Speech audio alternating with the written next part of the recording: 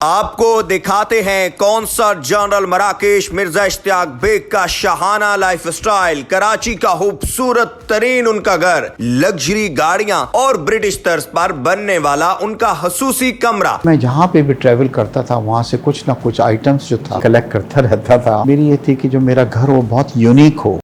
Urdu point की videos देखने के लिए हमारा चैनल सब्सक्राइब कीजिए और बेल के आइकन पर क्लिक कीजिए ताकि आप हमारी तमाम आने वाली वीडियोस से बाखबर रह सकें।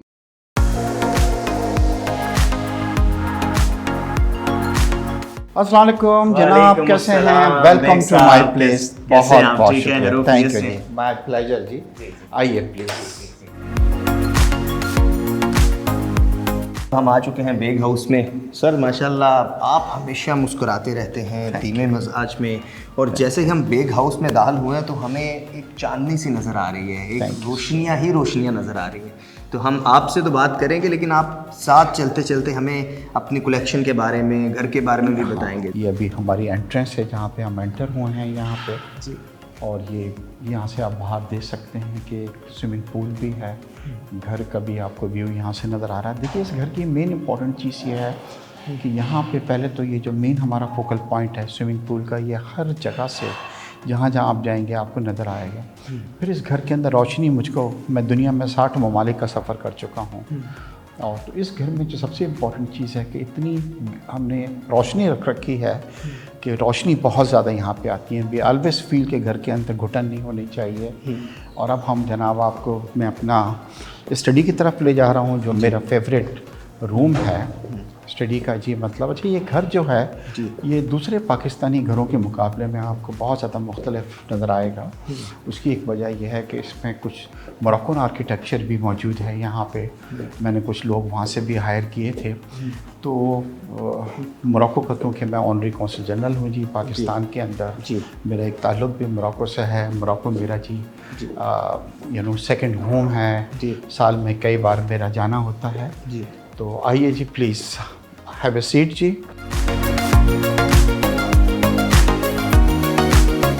ये सब कुछ जो आपको मिला, आप क्या समझते हैं कि इसके पीछे आपकी मेहनत थी, लगन थी, या माँ बाप की दुआएं थी? क्या हुआ कि अल्लाह ताला ने इतना नवाज दिया कि एजाज़ी कौंसल जनरल बना दिया? मेहनत तो हर आदमी करता है दुनिया में, सर्वाइवल के लिए मेहनत बहुत ज़रूरी है। मैंने भी अपने हिस्से की मेहनत जो है वो की, मगर जब तक माँ बाप की दुआएं आपके साथ नहीं हों तो मैं ये सोचता हूँ कि मेहनत भी वो रंग नहीं दिखाती जो उसको दिखाना चाहिए। मेरे साथ ये बड़ी खुशकिस्मत है कि वालिदा साहिबा, वालिद साहब जब भी इस दुनिया से गए तो आखिर तक उनके चेहरे पे ये था और ज़ुबान पे ये था कि वो हमारे लिए दुआएं करते हुए गए कि अल्लाह आपको दुनिया की खुशियाँ नसीब करे। और मैं ये सोचता हूँ कि आज जो कुछ भी मैं हूँ उसके अंदर मेरे वालिदैन की दुआएं जो हैं उसके अंदर बहुत शामिल हैं। ये घर मैंने बड़ी खुशी से बनाया था। मेरी दुनिया का 60 ममालिक मैंने ट्रैवल किया, और मेरी ये थी कि जो मेरा घर वो बहुत यूनिक हो। और पूरी ज़िंदगी में जहाँ पे भी ट्रैवल करता था वहाँ से कुछ ना कुछ आइटम्स जो था मैं कलेक्ट करता रहता था। और हमेशा ये होता था कि जब एक दिन मेरी मर्ज़ी का घर बनेगा तो उसमें सब चीज़ें रखूँगा तो फिर मुझे याद आएगी कि ये चीज़ मैंने कहाँ से कलेक्ट की है। जिस रूम में आप बैठे हैं ये मेरा फेवरेट रूम है। ये सारा कितने अरसे में कंप्लीट हुआ और कितना वक्त इसे लगा? हाँ, इसमें सिर्फ ये हुआ है कि इसको 4 साल से ज़्यादा का वक्त लगा, क्योंकि इसमें कुछ मोरक्को से भी मैं लोग लेके आया था जो कारीगर होते हैं। क्योंकि कुछ एरियाज़ ऐसे हैं जो मैं आपको अभी लेके जाऊंगा वो बिल्कुल मोरक्को के तर्ज पे बनाए गए हैं। तो उसके अंदर कुछ मोरक्कन आर्टिस्ट वगैरह भी थे। तो इस तमाम चीज़ों में कोई 4.5 ईयर्स का मुझे टाइम लगा। अच्छा सर, घर के बारे में भी हम बात करेंगे, लेकिन कुछ ऐसी बातें हैं जो आपके दिल के अंदर से, दिल की आवाज़ में सुनना चाह रहा हूँ। नाजिया हसन साहिबा पॉप सिंगर थी, और आपकी नाजिया साहिबा से किस तरह मुलाकात हुई, फिर मोहब्बत थी, और फिर नाजिया हसन का एक ऐसे टाइम पर कि अभी नए नए दिन थे पिछड़ जाना, तो एक खुशी इतनी बड़ी और उसके बाद गम, सदमा इतना बड़ा। देखिए बिल्कुल जैसे आपने कहा, नाजिया को भी घर का डेकोरेशन करने का बहुत शौक़ था। और कई हम लोग जो थे, इससे पहले जो हमारा घर था वो मैंने और नाजिया ने मिल के साथ बनाया था। वो भी बड़ा खूबसूरत घर था, मगर समहाउ उसमें इतनी यादें थी कि मैं उन यादों से निकल नहीं पाता था। तो फिर मैंने ये सोचा कि मेरे ख़्याल है कि अब एक नए घर में शिफ्ट हुआ जाए। वो घर अभी भी मेरे पास है। तो मुलाकात कहाँ पे हुई, मेरी बहन थी आफरीन बेग, शायद आपने नाम सुना होगा उनका, वो भी टीवी के अंदर बहुत बड़ा नाम था। तो नाज़िया उनकी दोस्त थी और नाज़िया से उनकी जब मुलाकात होती थी तो मेरी नाज़िया से मुलाकात हुई। और अजीब अजीब लोग बातें करते हैं कि अरेंज मैरिज थी। पहले तो नाज़िया यूके से पढ़ी हुई थी, यूनाइटेड नेशन में उन्होंने काम किया था। तो वो टाइप की नहीं थी कि शादी की रात को अपना घूंघट उठा के देखें और देखें जी किस आदमी से उसकी शादी हुई है। It was A love marriage. और शादी से 6 महीने पहले तक माशाल्लाह हम लोगों ने एक दूसरे को समझने के लिए हम काफ़ी वक्त हमने एक दूसरे को दिया। और उसके बाद फिर ये फ़ैसला था। मेरी फैमिली जो थी वो थोड़ी सी इस चीज़ के लिए राज़ी नहीं थी, क्योंकि उनका इरादा ये था कि जी शोबिस के अंदर आप जाएंगे तो चीज़ें मतलब थोड़ी सी मुश्किलात आपको फेस करना पड़ती हैं, क्योंकि शोबिस के लोग से जब आप शादी करते हैं तो फिर आपकी कोई अपनी प्राइवेसी नहीं रहती। फिर लोग आपकी लाइफ में बहुत ज़्यादा इंटरफेयर करना शुरू कर देते हैं। बट मेरा ये था, और ये भी मैंने बहुत कम लोगों को बतलाया कि नाज़िया जब यूनाइटेड नेशन में काम कर रही थी तो उनको ओवेरियन कैंसर हुआ था उस वक्त। और वो कैंसर ये था कि वो ओवरी वगैरह उन्होंने निकलवा दी थी और फिर वो cancer for the time being सही हो गया था। तो जब मेरे से नाज़िया की मुलाकात हुई तो नाज़िया को एक बार कैंसर जो था वो हो चुका था। कितना अर्सा आप एक साथ रहे? जी हम लोग कोई 5.5 साल जी हमारी शादी थी। वी हैड ए माशाल्लाह मेरा एक बेटा है नाज़िया से, मतलब जो लंदन के अंदर है, तालीम हासिल कर रहा है। तो it is not the how many years, but जो साल भी हमने 5.5 साल का गुजरा वो एक ख्वाब था। हमने बड़ी दुनिया का सफ़र साथ किया, बहुत ज़्यादा घूमे फिरे। और नाज़िया को ये था कि ये मालूम था, क्योंकि जब मैंने नाज़िया को प्रपोज़ किया था शादी के लिए तो उन्होंने मुझे कहा था कि इश्तियाक तुम्हें पता है कि मुझे कैंसर हो चुका है और कैंसर किसी वक्त भी दोबारा वापस आ जाता है, मतलब तो आर यू श्योर कि तुम ये जो तुमने सोचा है। तो मैंने उस पर ये जवाब दिया, और ये जवाब मैंने अपनी फैमिली को भी दिया था कि इसमें क्या गारंटी है कि कल मैं किसी हेल्दी लड़की से शादी करता हूँ और उसको कुछ अरसे बाद डायग्नोज हो जाए कैंसर। तो फैमिली इस चीज़ को समझ थोड़ी सी नहीं रही थी, बट मुझे ये कोई रिग्रेट नहीं है। जो भी टाइम नाज़िया के साथ गुजरा वो बड़ा क्वालिटी टाइम था। मैं आज भी वो चेरिश करता हूँ। यही वजह है ज़ुएब कि आज नाज़िया की डेथ को 22 ईयर्स हो गए हैं। नाज़िया के बाद मैंने कोई शादी नहीं की या कोई नाज़िया जैसी कोई लड़की पसंद भी नहीं आई मुझे। चलें सर, अभी हम घर देखते हैं, आइए आपका जी, मराकेश हाँ। का सैलून देखते हैं, आपकी पिक्चर्स कलेक्शन देखते हाँ हैं, जी, गैलरी बिल्कुल। दिखाते हैं। अभी सारा घर व्यूअर्स जी, हाँ। पड़ा हुआ है।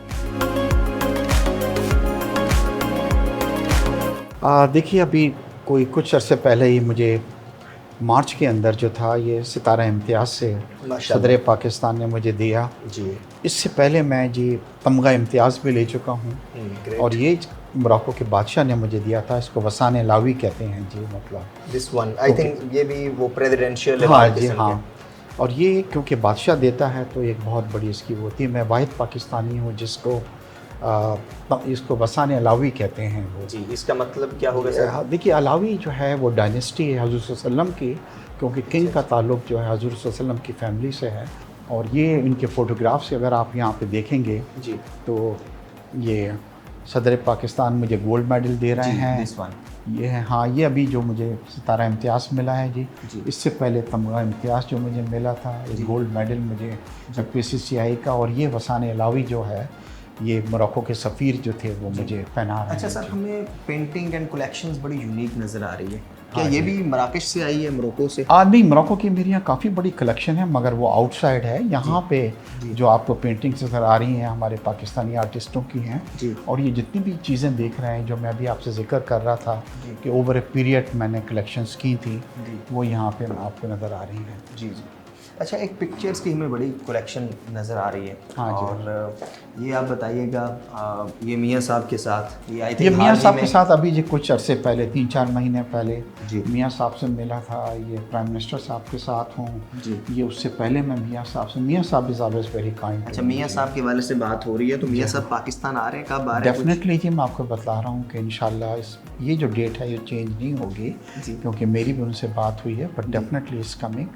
और he loves Pakistan, he is missing Pakistan and इंशाल्लाह बहुत जल्द यहाँ पे आऊँगे। और उन्होंने मुझसे वादा किया है कि इश्तियाक साहब मैं आपके घर भी आऊँगा। अच्छा, इन सब तस्वीर में आपकी फेवरेट कौन सी तस्वीर है जो आप मेरी समझते जी हैं कि उसके लिए आपको थोड़ा सा यहाँ आना पड़ेगा। जी जी ये 2 तस्वीर हैं जो मेरी फेवरेट हैं। एक इसलिए आपने देखा होगा जी, कि एक मैंने यूहान साहब के सेंटर में लगा रखी हैं क्योंकि ये वो तस्वीर है जी कि जो अब्दुल कदीर खान साहब। आई थिंक कि जितने भी यहाँ पे आप फोटोज़ देख रहे हैं जो प्राइम मिनिस्टर्स के हैं जी जी और दूसरों के हैं, उनमें इनका कद जो है मैं सोचता हूँ सबसे वो बड़ा, सबसे बहुत बड़ा है ज़्यादा पाकिस्तान है। में। इसीलिए मैंने इसको सेंटर में लगाया हूँ और मेरे से बड़े क्लोज थे, घर आते थे, खाना खाते थे हम। और ये वो चीज़ें हैं जो मैं आपको दिखाना चाह रहा हूँ। जी या सलमान खान से जी मेरी बड़ी अच्छी दोस्ती है और सलमान साहब जो हैं, मैं गया था मेक ए विश के बच्चों को भी लेके मैंने उनको मिलवाया था। गूगल पे आप टाइप करें मेक सलमान तो he is a very good friend of mine. और ये जी मेरे सितारा इम्तियाज़ का, ये तमगा इम्तियाज़ का जो मुझे मोरक्कन मिला है। और ये जब मैं अपॉइंट हुआ था तो फॉरेन मिनिस्टर और प्रेसिडेंट ऑफ पाकिस्तान ने मेरा ये साइन किया। Great viewers, make a wish के नाम से जो फाउंडेशन है वो आपने यकीनन सुना होगा और आप अक्सर देखते होंगे कि ऐसे बच्चे जो कि कैंसर पेशेंट होते हैं, किसी ऐसे मर्ज़ में मुब्तला होते हैं कि जो काफ़ी ज़्यादा ख़तरनाक होता है, तो उन बच्चों की छोटी छोटी ख्वाहिशात होती हैं। किसी बच्चे को एक दिन के लिए कैप्टन बना देना, किसी बच्चे को एक दिन के लिए SSP बना देना, किसी को IG बना देना। तो सर ये तो आई थिंक के बहुत ही बड़ा अजीम काम है कि वो बच्चे उनकी छोटी छोटी ख्वाहिशात, ये आइडिया आपके जहन में मेक अ विश का कहाँ से सर? ये एक इंटरनेशनल फाउंडेशन है जो दुनिया के 55 ममालिक में है और वो बच्चे जो जानलेवा मर्ज़ में मुब्तला होते हैं उनकी जो भी एक आखिरी ख्वाहिश है वो पूरी करता है। ये जब नाज़िया का कैंसर का इलाज हो रहा था तो I came to know about this one और हम दोनों ने ये डिसाइड किया था कि इंशाल्लाह इसको पाकिस्तान लाएंगे। बट अल्लाह को ये मंजूर नहीं था, नाज़िया इस दुनिया से चली गई। मगर उनकी डेथ के बाद फिर मैंने इस ऑर्गेनाइजेशन से कांटेक्ट किया। आज कोई हमें यहाँ पे 17-18 साल से मेक ए विश फाउंडेशन अभी तक 16,000 बच्चों की ख्वाहिशात को पूरी कर चुका है।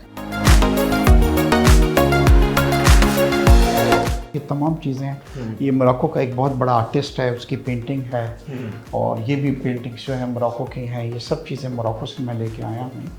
और ये पूरा पोर्शन जो है कराची में तकरीबन कोई 50 के करीब मोरक्कन फैमिलीज़ हैं। और बीइंग ए कौंसल जनरल जी मुझे जो है वो अक्सर यहाँ पे मीटिंग्स होती हैं, जब एम्बेसडर साहब आते हैं तो हम यहाँ पे बैठते हैं। ये हुकूमत मोरक्को ने मुझे जी ये कारपेट दिया। जब उनको पता लगा कि मैं एक मोरक्कन सलून बना रहा हूँ तो उन्होंने मुझे गिफ्ट के तौर पे ये हाथ से बना हुआ कारपेट है जो आमतौर पे पैलेस वगैरह के अंदर होता है। बैठिए जी। जो मराकेश फैमिलीज हैं यहाँ पर या जो आती हैं वो तो देखकर बहुत सरप्राइज होते सर वो सरप्राइज कराची में है या मराकेश? हाँ जी बिल्कुल। ये देखिए ये छत जो आप देख रहे हैं, ये छत के लिए भी मैं कुछ वहाँ से कारीगर लेके आए थे जिन्होंने यहाँ पे काफ़ी अरसे काम किया। यहीं से आया और कारीगर हाँ, भी वहीं सर से भी आए। वहीं पे आए। वाह ग्रेट। ज़ुबैर साहब ये मेरा कौंसलेट का ऑफिस है जी। यहाँ पे जब कोई मुझसे कौंसल जनरल वगैरह कोई भी मिलने आता है और वो ऑफिशियल विज़िट होती है तो मैं उनसे इस जगह पे मिलता हूँ। एक सब बहसीयत कौंसल जनरल मराकेश, आपकी जो ड्यूटी है या नेचर ऑफ वर्क है वो क्या है? देखिए जी मैं मोरक्को का कौंसल जनरल के होने की हैसियत से मेरी रिस्पॉन्सिबिलिटी है कि दोनों ममालिक के दरमियान ताल्लुकात में इजाफा हो, मुल्क दूसरों से एक दूसरे से करीब आएँ, तिजारत के अंदर जो है हमारा इजाफा होना चाहिए और पाकिस्तान में मोरक्को के बारे में अवेयरनेस क्रिएट की जाए कि एक मुस्लिम कंट्री है जो OIC का भी मेंबर है। वहाँ के लोग जो हैं मुसलमान हैं, उन्होंने पाकिस्तान की आज़ादी में क्या पार्ट प्ले किया, हमने उनकी आज़ादी की उसमें क्या काम किया। ये मार्बल है और ये इटली के अंदर मैं विज़िट पे गया था एक बिज़नेस पे, मुझे पसंद आई और फिर मैंने ये सारे का सारा मार्बल है सर? ये पूरा देखिए ये मार्बल है। यहाँ पे ये वाइट मार्बल यूज़ हुआ, हाथ लगाइए, और यहाँ पे मगर मार्बल को इस तरह तराशा है कि लग रहा है कि कोई कपड़ा पहना हुआ है। ये अमेजिंग।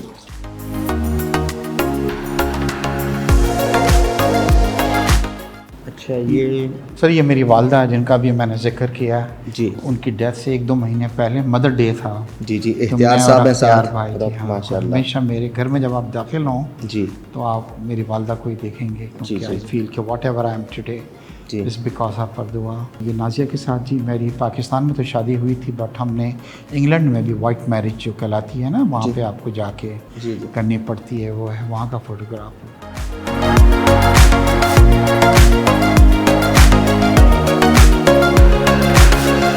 मेरा जिम है जी। कभी कभार वीकेंड के ऊपर जब थोड़ा सा टाइम होता है तो मैं स्विमिंग भी करता हूँ, जिम को भी यूज़ करता हूँ। कोशिश करता हूँ कि कराची के हैवी खाने खा के और ये जी सोना मैंने बनाया था, मगर जी। कराची तो खुद ही सोना है जी, टू बी वेरी फ्रैंक। सोने की ज़रूरत नहीं है, बट मुझे शौक़ था कि जी होना चाहिए, तो ये जी सोना। एक्सरसाइज इसका मतलब है कि आप करते हैं? हाँ जी, मैं कोशिश करता हूँ कि वेट को किस तरह कंट्रोल करूँ, मगर डिप्लोमेट्स जो होते हैं उनको जी हर रात को 1-2 डिनर जाना पड़ता है।